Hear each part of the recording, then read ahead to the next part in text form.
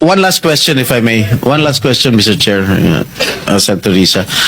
Madam Diskaya, saan nyo ba kinukuha yung mga coaching imported, mga luxury cars?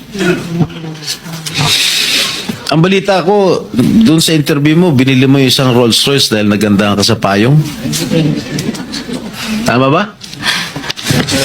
Sir, yes po. Samantalang, ilan yung luxury cars mo? Nasa 28 po. 28 lang. Yes. Ano ito mga ito? Rolls Royce, Ferrari. I don't have a Oh, Ferrari. ano yung mga luxury cars? Lamborghini. No rin. Cadillac. Saan binili? Sagutin mo na.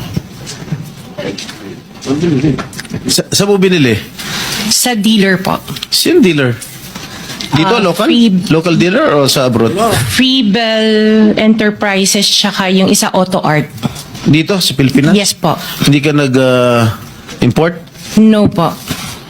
Dito, may dealer ng mga Yes po. Rolls Royce. May dealer ng Rolls Royce meron dito. po. Ano pa yung mga ibang luxury cars mo? Yung anong tawag dito, yung Cadillac and the GMC. Cadillac Escalade, ganon? Yes po. Oh. The GMC. Yun lang. Sinong dealer?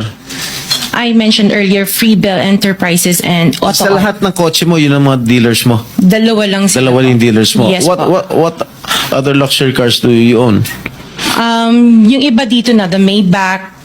Dito Maybach, ko na binili. Mercedes. Yes po.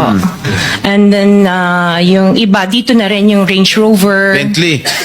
The Bentley dito na rin O, po. paano kayo nagka-interest sa kotse? Bakit, saan nyo gagamitin yung 28 kotse na luxury cars? Araw-araw gusto mo Collection. palit ng kotse? No, I have 4 kids that use it all the time for them to... Oh, 4 kids lang. O, bigyan mo tig-isa, pero 20, ilan yun? 20 ka mo? 28? 28. Opo. My God. And you bought that from the taxpayers' money? No po. Hindi po.